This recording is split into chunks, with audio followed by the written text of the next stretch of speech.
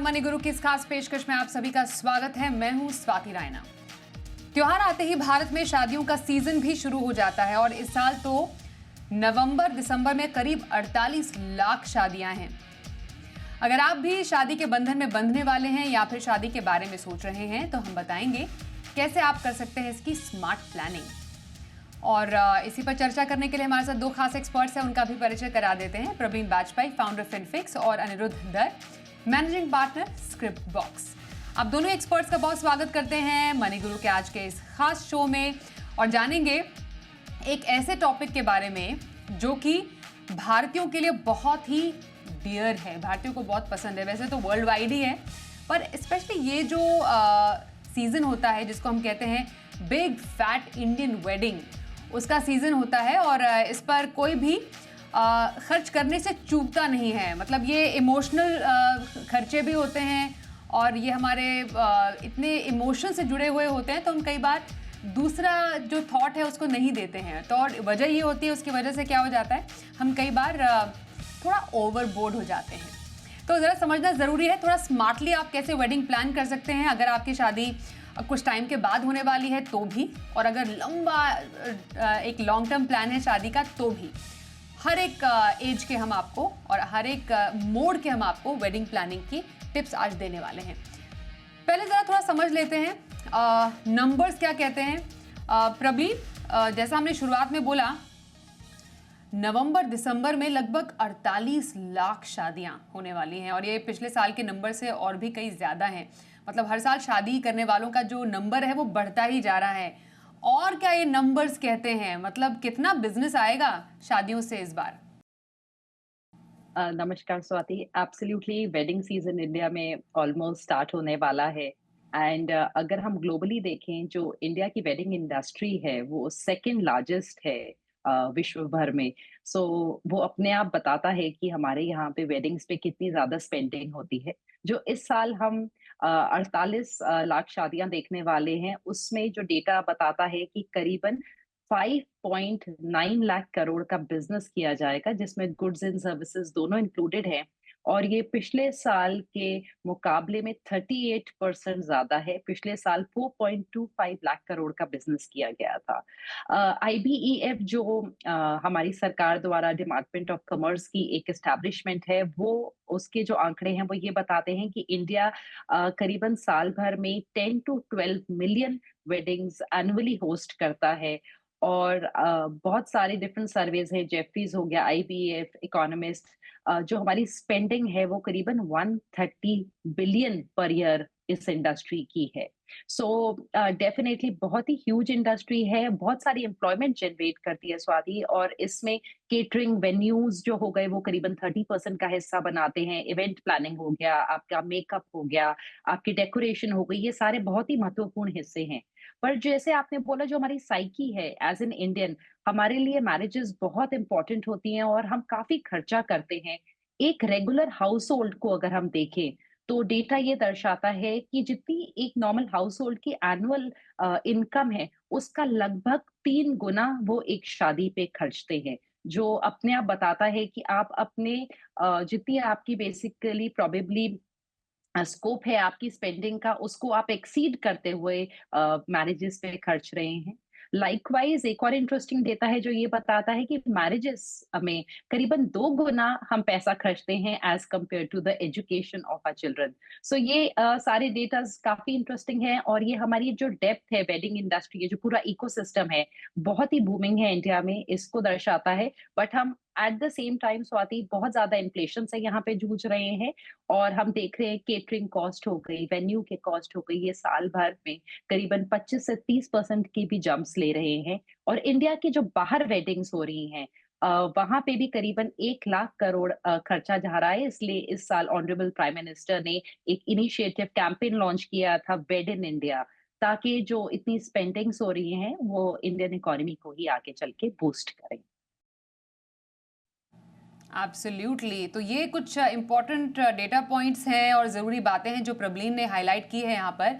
अनिरुद्ध, जब शादी के प्लानिंग की बात हो, वेडिंग प्लानिंग की बात हो, तो इस ये जो इम्पोर्टेंट जो फाइनेंशियल गोल है, इसको जो इंडियंस हैं वो कैसे लेते हैं, ये ज़रा समझना ज़रूरी है, क्योंकि हम भी जो जितने भी दर्शक हैं उनसे जब हमारे पास क्वेश्चंस आते हैं, one of the important goals में उनका रहता है बच्चे की शादी।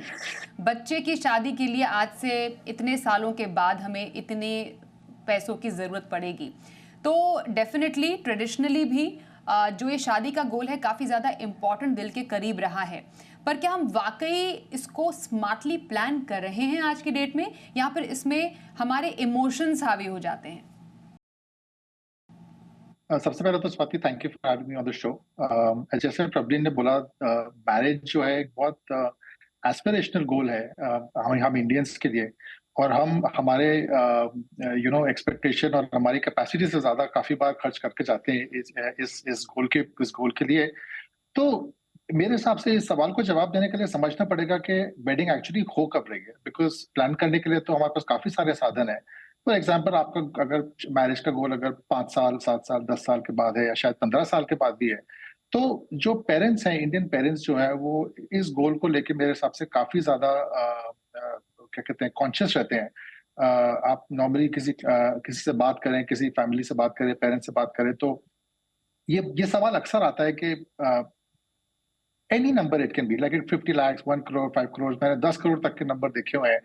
बट अगर हम एक एवरेज नंबर पकड़े, जैसे 50 lakh, standard average Indian house hold के लिए अगर हम एक पकड़े, और माने कि चलिए 5 या 7 साल के बाद अगर हमारी वेडिंग है, तो म्यूचुअल फंड एक बहुत इंटरेस्टिंग एवेन्यू हो जाता है इस गोल के लिए, सेव करने के लिए। और अगर जैसे जैसे 5 या 7 साल के बाद अगर आपका वेडिंग है, तो इसके अंदर इक्विटी हाइब्रिड म्यूचुअल फंड्स के क्या कहते हैं, माध्यम से हम इन्वेस्ट कर सकते हैं। जो गोल्स 15-17 साल के बाद है, ये भी देखा गया है कि प्रोविडेंट फंड एक बहुत अच्छा ऑप्शन बन जाता है, क्योंकि उसके अंदर एक गारंटीड रिटर्न आपको अब मिल रहा है 7.1% का।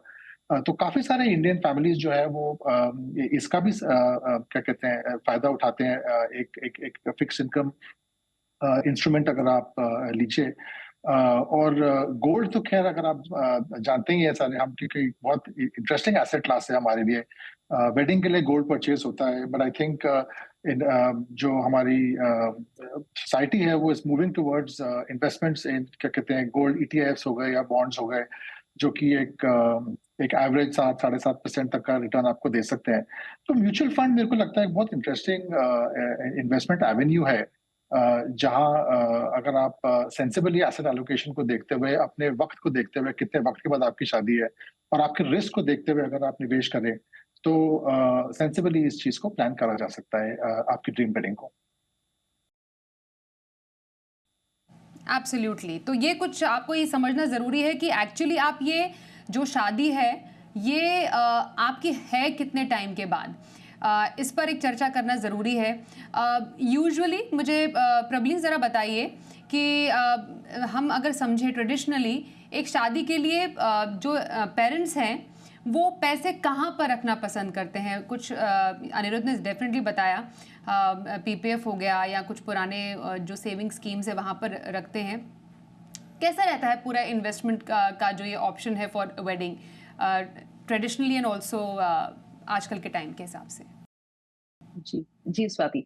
अगर हम ट्रेडिशनली देखें तो traditionally Swati, I think gold एक ऐसा एसेट है जो डेफिनेटली हर साल हाउसहोल्ड्स में ऐड होता है। और फ्रॉम एक जो हमारी ओल्ड माइंडसेट है, उसमें हम फिजिकल गोल्ड लेना काफी पसंद करते हैं और यही बोल के लेते हैं कि हम अपनी बेटियों के लिए और अपनी बहुओं के लिए ले रहे हैं। सो हर साल डेफिनेटली गोल्ड का एडिशन होता रहा है। उसी को अगर हम एक एसेट क्लास की तरह देखें तो अब डेफिनेटली जैसे अनिरुद्ध ने मेंशन किया कि गोल्ड जो हम पहले काफी फिजिकल फॉर्म में ले रहे थे, अभी भी कंटिन्यू होता है स्वाति। जब हम अपने क्लाइंट्स से बात करते हैं तो सारे मेंशन करते हैं कि हम लोग साल में कुछ फिजिकल गोल्ड लेते हैं। पर डेफिनेटली हमारे पास एवेन्यूज हैं आज की तारीख पे, क्योंकि इलेक्ट्रॉनिक फॉर्म में गोल्ड लेने के, तो उसकी शुरुआत हो चुकी है। बट जो अगर हम एक पॉइंट ऑफ व्यू से देखें कि क्या कितना परसेंटेज है, तो अभी भी इलेक्ट्रॉनिक गोल्ड का जो परसेंटेज है एक हाउस होल्ड में, वो काफी कम है। पर डेफिनेटली शुरुआत हुई है। उसके अलावा ट्रेडिशनली स्वाति हम लोगों ने फिक्स्ड इनकम प्रोडक्ट्स को देखा है जो बहुत यूज होते रहे हैं। पीपीएफ हो गया, आपका एनएससी हो गया, आपने फिक्स्ड डिपॉजिट्स देख लिए, बिकॉज यहाँ पे कहीं ना कहीं मैरिज एक बहुत आपको ऐसा लगता है कि गोल की जहाँ पे कुछ गड़बड़ ना हो, आप बहुत ज्यादा केयरफुली चलना चाहते हैं, स्पेशली जब आपका होराइजन थोड़ा लिमिटेड हो, जैसे 3 साल 5 साल दूर। तो आप थोड़ा सा सेफर रहना चाहते हैं। Traditionally of course fixed income investments use होते रहे हैं, सारी गवर्नमेंट स्कीम्स। और इसके अलावा जो एक थोड़ी सी मेरे ख्याल से दुखद बात है कि लोन्स का बहुत सारा लिया गया है स्वाति, ट्रेडिशनली आज भी है, बट पहले हमने देखा है कि आप अपने रिलेटिव से लेके, पहले साहूकार के उस तरीके का एक सिस्टम होता था पैसा उठाने का, तो लोन्स का काफी यूज होता है। इनफैक्ट एक ऐसा डेटा है जो ये दर्शाता है कि करीबन 60% हाउस होल्ड्स लोन उनको लेना पड़ता है मैरिजेस के लिए, बिकॉज वो अपने बजट्स को एक्सीड कर जाते हैं। आज के टाइम पे अगर हम देखें तो डेफिनेटली लोग थोड़ी सी बेटर प्लानिंग करने लग गए हैं, स्पेशली जहाँ पे लॉन्ग टर्म गोल्स हैं। पर अब बहुत बार आज के टाइम पे भी हम देखते हैं कि उनका कहीं ना कहीं जो आपकी बच्चों की शादी का गोल है और रिटायरमेंट बहुत साथ साथ आता है, तो वहां पे आप कई बार अपने रिटायरमेंट गोल को पीछे रख के स्पेंडिंग थोड़ी एक्सीड कर जाते हैं। इसलिए यहाँ पे स्मार्ट प्लानिंग की बहुत ज्यादा आवश्यकता है। So newer instruments have been added, mutual funds की शुरुआत हुई है, पोर्टफोलियोज का हिस्सा बन गए हैं। बट उसके साथ साथ जो ये लोन्स वाला एस्पेक्ट है, ये इसका सिर्फ रूप बदला है। और अब हम देखते हैं कि पर्सनल लोन्स मैरिजेस के लिए काफी लिए जाते हैं, जो करीबन आपको 10, 10.5%, 11% पे मिलते हैं। So broadly, fixed income products, gold, physical as well as electronic और mutual funds जैसे products का सहारा overall traditionally and modern setup में लिया जा रहा है। बट यहाँ पे अभी भी लेवरेज पे, लोन्स पे शादियों का काफी खर्च उठाया जा रहा है। क्योंकि आपने लोन का जिक्र यहाँ पर छेड़ा, हम थोड़ा सा और डिस्कस करेंगे with in different time frames क्या रहने चाहिए निवेश के विकल्प। अनिरुद्ध, कितना प्रेवलेंट हो गया, कितना आम हो गया है शादी के लिए कर्ज लेना? होता था पहले भी कि पहले अपने दोस्तों से, आस पड़ोस से, अपने फैमिली से कर्ज लेकर शादियां की जाती थी, पर ये वेडिंग लोन का एक्चुअली एक पूरा बाजार बन गया है। बाकायदा जो बैंक्स हैं वो नॉट एग्जैक्टली फॉर वेडिंग देते हैं, पर उसको एक कैसे मास्क करके या डिस्गाइज करके दिए जाते हैं कि ये एक्सपेंसेस के लिए, ऐसे एक्सपेंसेस के लिए पैसे, it's type of a personal loan only. तो वेडिंग लोन आपको लगता है कि एक रिजॉर्ट होना चाहिए फॉर शादियों के लिए, या फिर कोई बेहतर तरीका भी हो सकता है? क्या है मतलब वेडिंग लोन के क्या फायदे या फिर पॉसिबल डाउनसाइड्स क्या हो सकते हैं? वेल स्वाति, फायदा तो देखिए वेडिंग लोन का यही है कि अगर आपने अगर आपने बहुत अच्छे से प्लानिंग नहीं करी है किसी चीज की, अब फर्ज कीजिए you have a girl child in the house और आपने उनके लिए कभी सोचा ही नहीं कि हम वेडिंग के लिए प्लान करेंगे, एंड सडनली शादी में आपको 2 या 3 या 4 या 5 साल रह गए हैं, और अगर थोड़ी सी एक्स्ट्रावेगेंट वेडिंग करनी है जहाँ पे करोड़ों रुपए लगने वाले हैं, और आपके पास अगर पैसे कम पड़ रहे हैं, तो फिर लोन एक लौता जरिया है मेरे हिसाब से किसी भी चीज के लिए।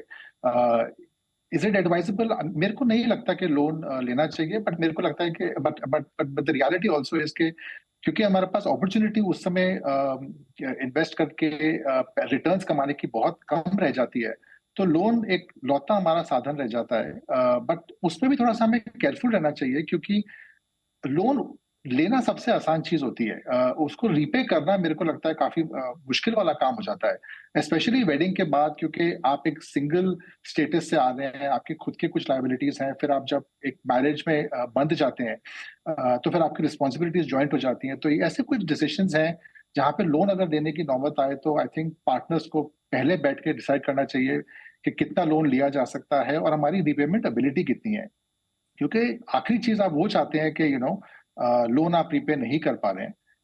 बट लाइक आई सेड, अगर इन्वेस्टमेंट्स आपने स्मार्टली करी हुई है और आप पहले से इन्वेस्टेड हैं, और क्योंकि म्यूचुअल फंड्स के अंदर एक ऑब्वियसली एक बहुत अच्छा एवेन्यू है जहाँ पे आपको डबल डिजिट रिटर्न्स बन सकते हैं, तो 5, 10, 15% तक का अगर शॉर्टफॉल पड़े तो loan is the best option, in the sense के मतलब अगर आप फ्रेंड्स, फैमिली, ये सारे आपके ऑप्शंस अगर आप एग्जॉस्ट कर चुके हैं, तो बैंक तो हमेशा ही तैयार रहता है मेरे को लगता है आपको लोन देने के लिए। It is expensive but it is a last resort. Okay, तो लोन आपका बिल्कुल लास्ट विकल्प रहना चाहिए। उससे पहले जैसा हम बात कर रहे हैं कि आप कैसे म्यूचुअल फंड के जरिए भी अपने निवेश के जरिए अपने वेडिंग को प्लान कर सकते हैं, इस पर थोड़ी और चर्चा करेंगे कि किस तरीके की कैटेगरीज के फंड्स में आपको स्पेशली शादी के पर्पस के लिए पैसे डालने चाहिए। दोनों एक्सपर्ट्स हमारे साथ बने हुए हैं, बने रहिए हमारे साथ।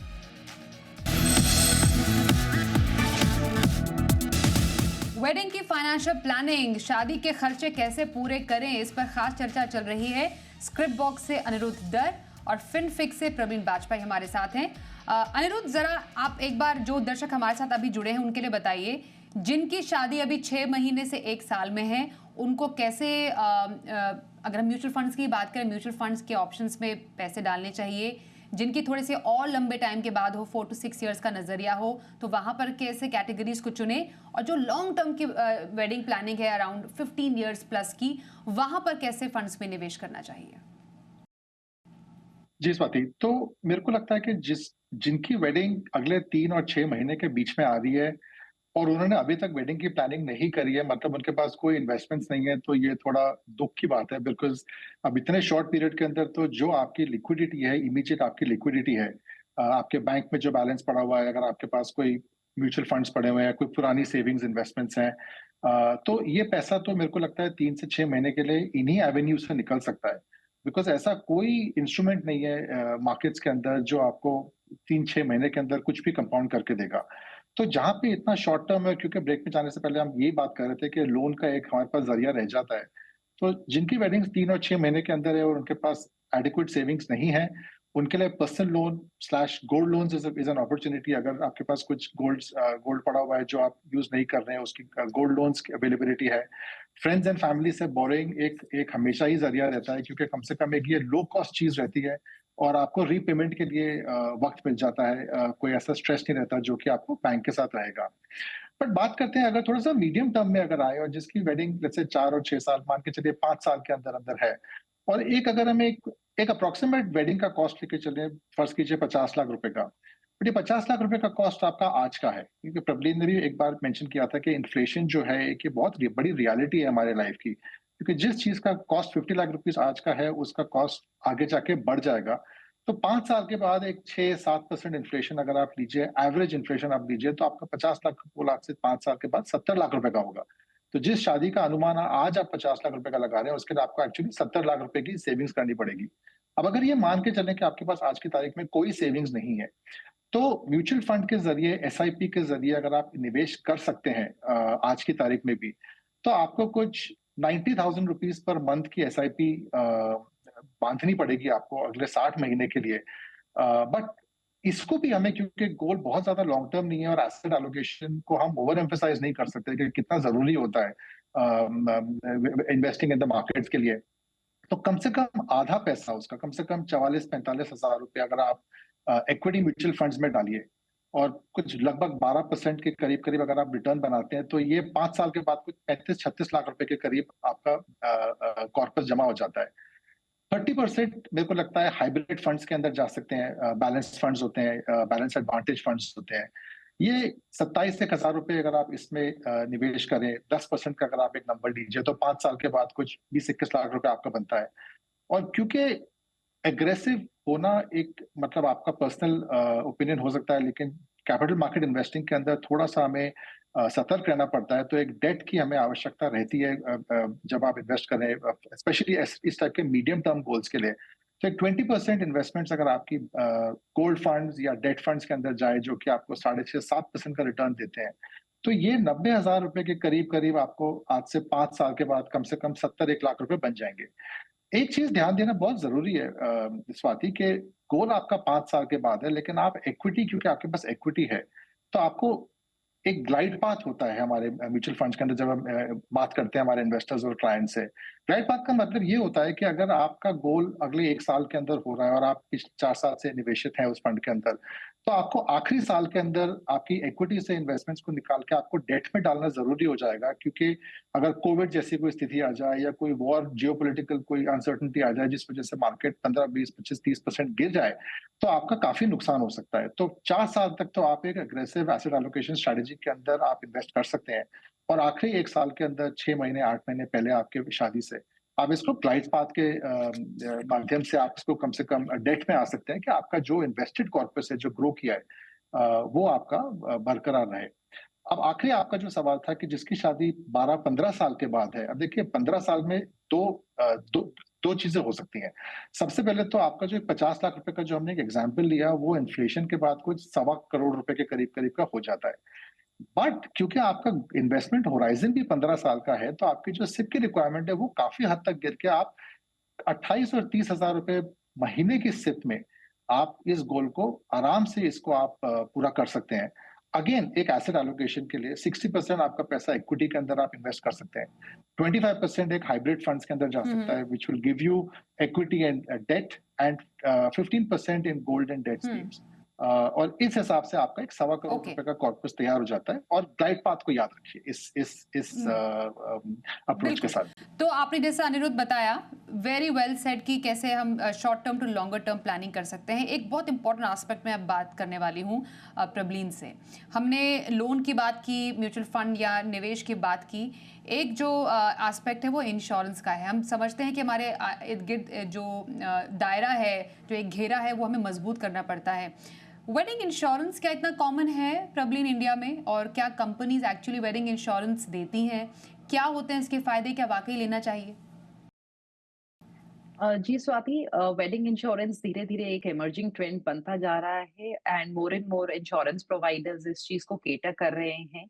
यहाँ पे हम इंश्योरेंस कर सकते हैं अगर हमारी शादी की कैंसलेशन हो जाए। बहुत सारे उसमें एस्पेक्ट्स आते हैं कि उस इवेंट में कोई खलल पड़ जाए, तो आपका वो जितना आपने अपना पैसा वहां लगाया होता है उसको हम इंश्योर कर सकते हैं, जिसमें हम कैंसलेशन को डाल देते हैं। जहाँ पे आपके, अगर आपने केटरर्स की हायरिंग कर रखी है, वेन्यू की है, तो वो टेकन केयर ऑफ हो जाता है। कोई डैमेज हो जाए प्रॉपर्टी को जहाँ पे आपका केटर हुआ था वेन्यू, तो उसको कवर हम कर सकते हैं। अगर कोई वैल्यूएबल्स का लॉस हो जाए वो भी कवर्ड होता है। अगर कोई एक्सीडेंट हो जाए जहाँ पे डिसेबिलिटी हो जाए ब्राइड की, ग्रूम की और कुछ बहुत ही क्लोज लोगों की, उसको भी कवर किया जा सकता है। और इवन थेफ्ट के अगेंस्ट वहाँ कवरेज मिलता है। तो मुझे लगता है जहाँ पे इंडियन हाउस होल्ड्स में हम इतनी ज्यादा अपनी जमा पूंजी और इतने प्यार से और शौक से इस बड़े दिन के लिए हम जोर शोर से पूरी तैयारी करते हैं, तो वहां पे एक 0.5% से लेके 1% का अगर आप प्रीमियम दे के अपना सम एश्योर्ड का जो होता है, अगर आप इस इवेंट की इंश्योरेंस करा सके, तो मुझे लगता है वो इस इवेंट को और ज्यादा स्ट्रेस फ्री बना सकता है। और मेरे ख्याल से लाइफ इतनी अनप्रिडिक्टेबल है, ऐसा करने से आपके जो जितनी आपने तैयारी की है इस बिग इवेंट की, वहां पे आप उसको काफी हद तक सेफ गार्ड कर रहे हैं। तो काफी ज्यादा विवाह सुरक्षा करके पॉलिसीज का धीरे धीरे चलन आया है, और मेरे ख्याल से आने वाले टाइम्स में स्वाति हम देखेंगे कि इसका ट्रेंड बढ़ेगा। तो डेफिनेटली ये एक चीज है जो कंसिडर करनी चाहिए। अगर आपकी वेडिंग पास में है, आप उसको जरूर सेफ गार्ड करिए। बिल्कुल। तो ये है कुछ तरीके अपने वेडिंग प्लानिंग के फाइनेंशियल्स को ठीक रखने के लिए, और कुछ इंपॉर्टेंट टिप्स भी है जो हम दोनों ही एक्सपर्ट से समझकर एक उसका एक अगर हम जिस्ट पेश करें आपके सामने। एक तो आपको बजट बनाने की ज़रूरत है शादी का, उस पर टिके रहे, गेस्ट लिस्ट को लिमिट रखें। बिल्कुल लास्ट मिनट की प्लानिंग के टिप्स बता रहे हैं। वेन्यू चुनना है तो किफ़ायती वेन्यू चुनिए, अपना मन पसंदीदा चुनिए, पर be very smart. And money smart बहुत होना ज़रूरी है। फूलों और सजावट जो डेकोर होता है उसमें सादगी अपना सकते हैं। आजकल तो बहुत ही सीधी सादी शादियों का भी ज़माना हो गया है। केटरिंग में आपको क्वांटिटी नहीं क्वालिटी देखनी है। आउटफिट, शादी के आउटफिट्स, उसमें थोड़ा सा स्मार्ट शॉपिंग थोड़ा पहले से उसकी प्लानिंग करना शुरू कर दे तो आपको टाइम भी मिलेगा, पैसा भी बचेगा। फोटो वीडियोग्राफी, यहाँ पर भी सोच समझ कर प्लानिंग करने की ज़रूरत है। तो कुछ स्मार्ट प्लानिंग टिप्स हैं जो हमने समझे अपने दोनों ही एक्सपर्ट से। डेफिनेटली आगे और भी हम इस पर सीरीज चलाते रहेंगे कि आप वेडिंग प्लानिंग कैसे कर सकते हैं। But thank you so much Prableen, और साथ ही अनिरुद्ध आपका भी हमारे साथ आज के इस स्पेशल शो में शामिल होने के लिए। एक ब्रेक के लिए भी रुकेंगे यहाँ पर आप देखते रहिए जी बिजनेस।